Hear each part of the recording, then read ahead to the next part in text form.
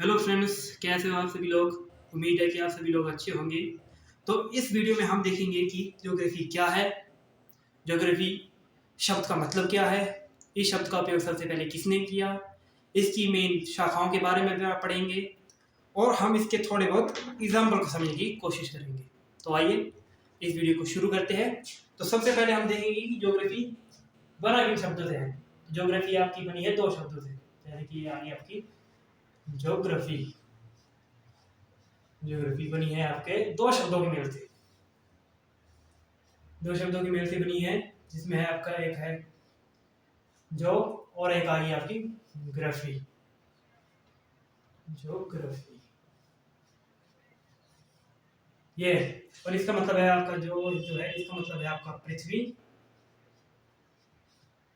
और इसका मतलब है आपका व्याख्या। व्याख्या। अब जब इन दोनों को जोड़ दें तो क्या बनेगा। अब जैसे हम इन दोनों को जोड़ दें तो इसमें हमें मिलेगा कि पृथ्वी की व्याख्या। व्याख्या तो आसान से भाषा में मैं आपको बताऊं कि अब मान लो कि आपको कहीं पर पूछा जाता है कि व्हाट इज ज्योग्राफी, या फिर आपको सिंपल सी भाषा में आपसे कोई क्वेश्चन पूछता है कि ज्योग्राफी की कोई सरल परिभाषा दीजिए, तो आपको आप वहां पर बता सकते हैं कि ज्योग्राफी दो शब्दों के मेल से बना हुआ है, और इसको इसको हम हिंदी में क्या कहेंगे कि ज्योग्राफी का मतलब है पृथ्वी की व्याख्या करना या पृथ्वी के ऊपर अध्ययन करना। तो ये आ गया, ये आ गया आपका ज्योग्राफी अर्थ, मतलब ज्योग्राफी शब्द का अर्थ क्या है। और हम देखेंगे कि ज्योग्राफी शब्द का उपयोग सबसे पहले किसने किया। तो इसका उपयोग हुआ था 234 ईस्वी पूर्व। 234 ईस्वी पूर्व में इसका सबसे पहले जो था उपयोग किया गया कि ज्योग्राफी शब्द का मतलब सबसे पहले इस टाइम में जो था उपयोग किया गया था। और किया किसने था, इसका सबसे पहले यूज किया था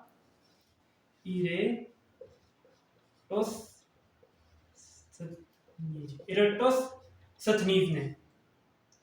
सथनीज ने सबसे पहले इसका यूज किया था ज्योग्राफी शब्द का।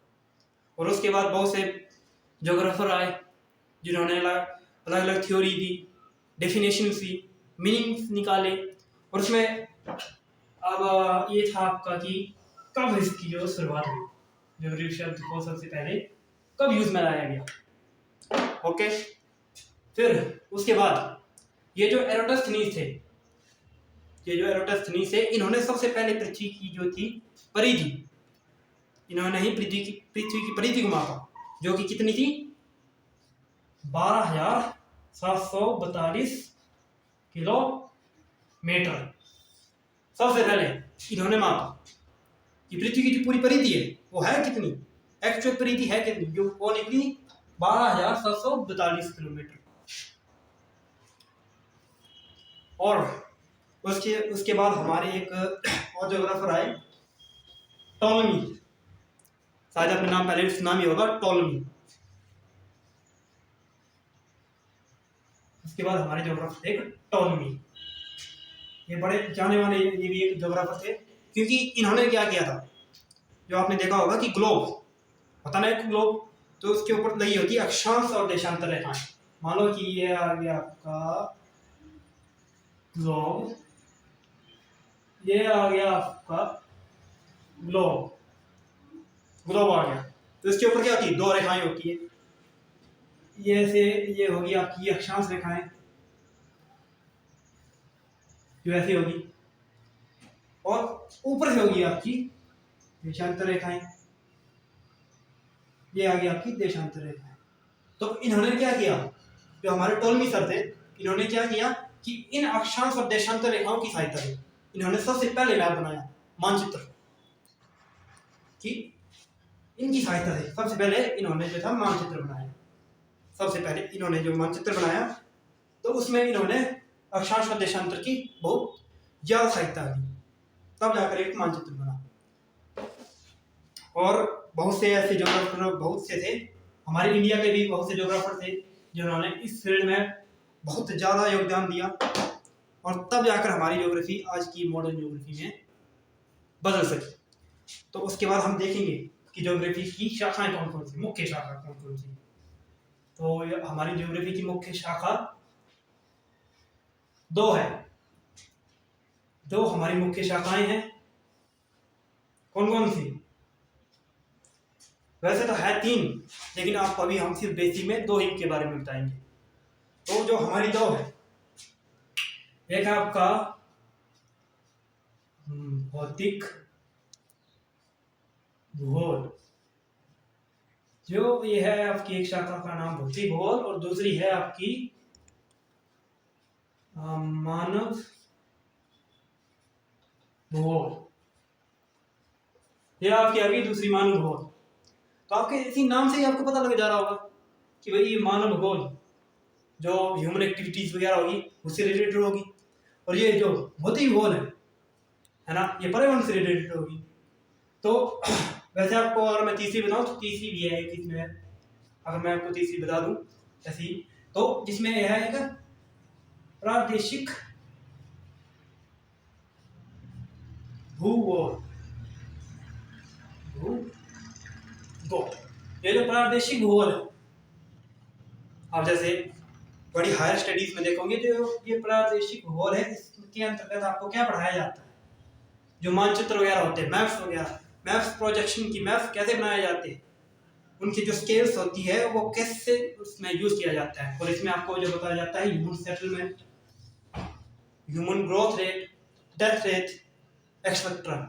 और इसमें आपको प्राकृतिक स्वरूपों के बारे में बताया जाता है कि प्राकृतिक स्वरूप है कैसे, कौन कौन से स्वरूप है, जैसे जलमंडल, वायुमंडल, जलमंडल, इन सभी के बारे में आपको इसमें अध्ययन करवाया जाता है। इसमें आपको मानचित्र बनाने के बारे में अध्ययन करवाया जाता है। और जो ये है मानव भूगोल, इसमें आपको ह्यूमन सेटलमेंट जैसे एक्सेट्रा चीजों के बारे में पढ़ाया जाता है। तो ये थे हमारे आपके ज्योग्राफी के ब्रांचेस। तो अब हम इन ब्रांचेस के ऊपर थोड़ी डिस्कशन कर लेते हैं। तो सबसे पहले हम करेंगे भौतिक भूगोल के ऊपर। ये आ गया आपका भौतिक भूगोल, इसके ऊपर हम थोड़ी डिस्कशन कर सकते हैं। तो जैसे मान लो कि ये आपका भौतिक भूगोल के अंदर क्या क्या आता है, इसमें हम स्टडी करेंगे स्वरूप के बारे में, प्राकृतिक स्वरूपों के बारे में, जिसमें हम करेंगे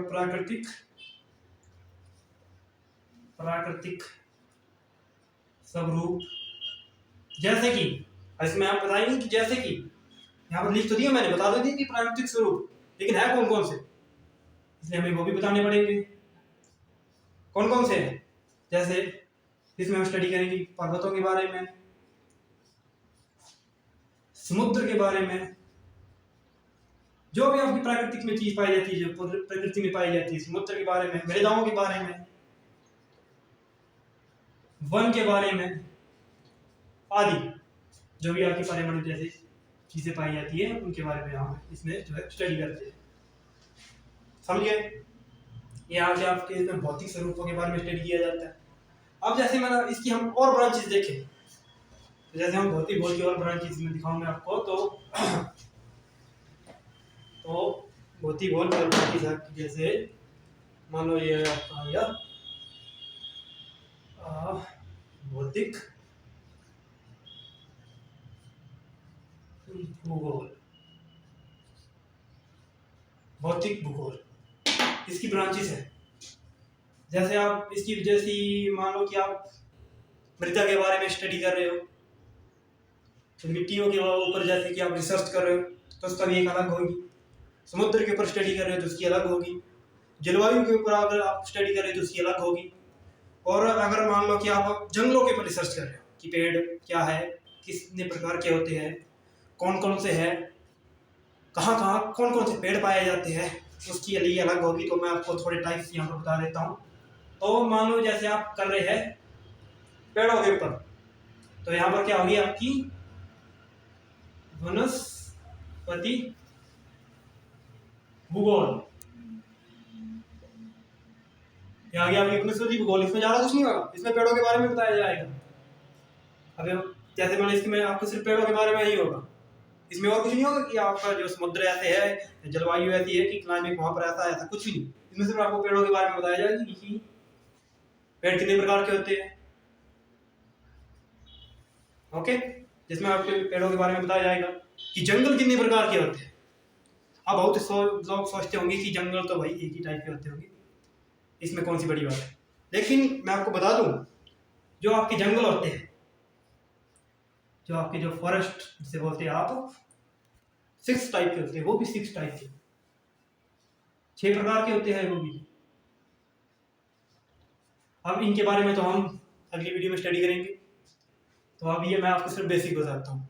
अब जैसे मान लो कि आप मृदा के ऊपर स्टडी कर रहे हो, जैसे कि मान लो कि मृदा के ऊपर स्टडी कर रहे हो कि मृदा की उर्वरक क्षमता कितनी है, इसमें कितने प्रकार के खनिज पाए जाते हैं, मृदा की उम्र कितनी है, एक्सेट्रा चीजों के ऊपर आप स्टडी कर रहे हो, तो उसको क्या बोलेंगे हम, मृदा भूगोल।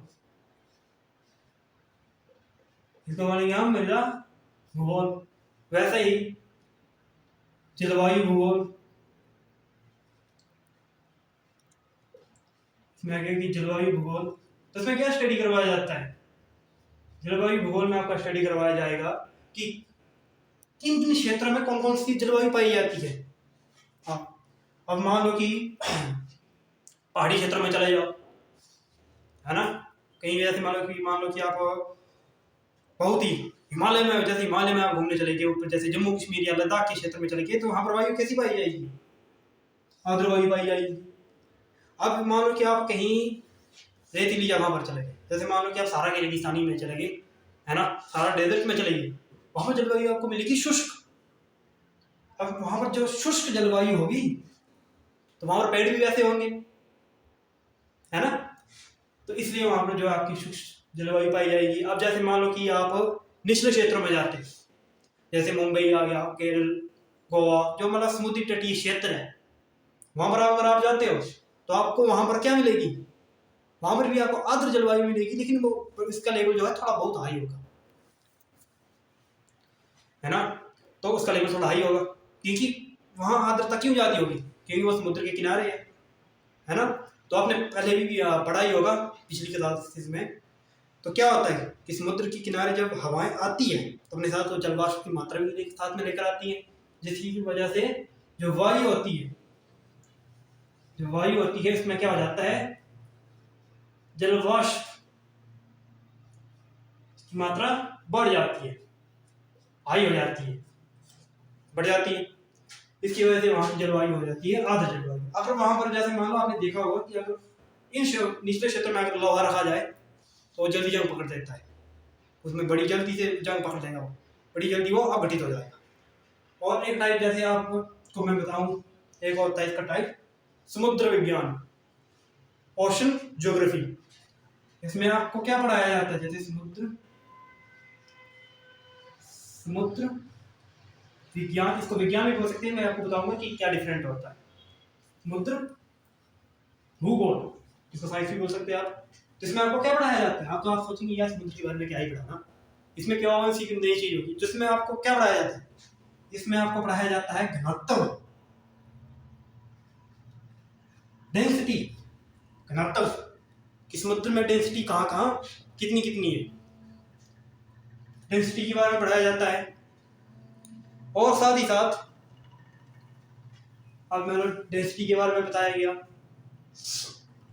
और उसी के साथ साथ आपको उसके टेम्परेचर के बारे में बताया जाएगा कि कहाँ का समुद्र का टेम्परेचर कैसा कैसा है, और जैसे उसकी जो आपकी ज्वार भाट आने की वो होती है, ज्योग्राफी की भाषा में कहे तो जैसे आप कहते हैं ना कि वो लहरें आ गई, ज्योग्राफिकल भाषा में से ज्वार भाट कहते हैं।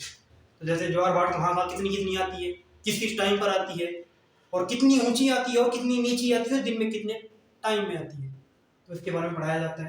इसमें जैसे आपको ज्वार भाट के बारे में बताया जाता है। और एक होती है आपकी समुद्री धाराएं, समुद्री धाराएं।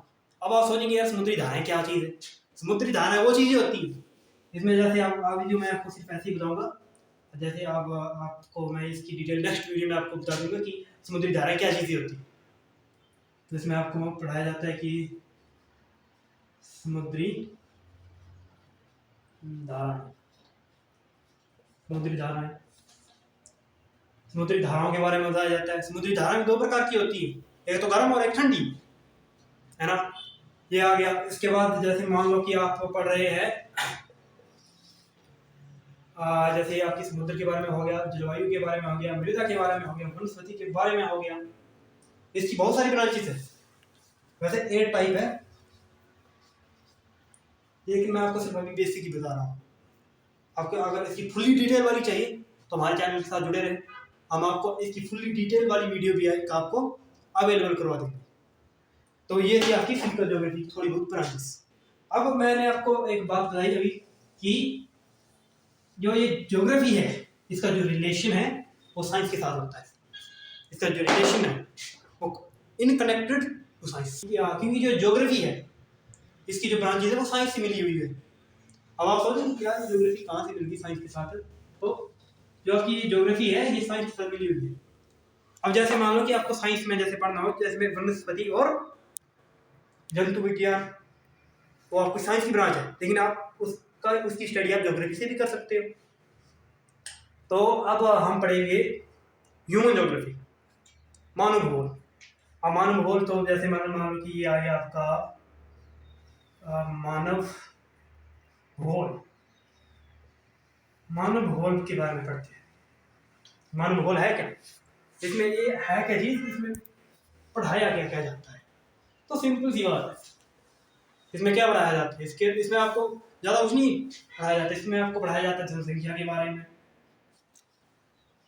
जनसंख्या क्या है, इसके वितरण के बारे में पढ़ाया जाता है कि जनसंख्या कहाँ कहाँ कितनी कितनी है ना। इस जनसंख्या घनत्व के बारे में पढ़ाया जाता है। ये आ गया आपका घनत्व आ गया। प्रवास के बारे में बताया जाता है कि जनसंख्या, population distribution, density, growth and migration. आज प्रवास, इसकी वृद्धि दर, बहुत मतलब एक्सेट्रा चीजों के बारे में बताया जाता है। तो ये आपका मानव भूगोल में इन चीजों की स्टडी कराई जाती है। पूरी डिटेल अगर आपको वीडियो चाहिए तो हम आपको वो भी अवेलेबल इसी चैनल पर करवा देंगे। तो ये आ गया आपका मानव भूगोल। तो इसके भी जो है आपके जो मेन राइटर्स है, जो मेन भूगोल करता है, ज्योग्राफर्स है, उनके आपको नाम बताता हूँ। तो एक है डटलिस्ट है,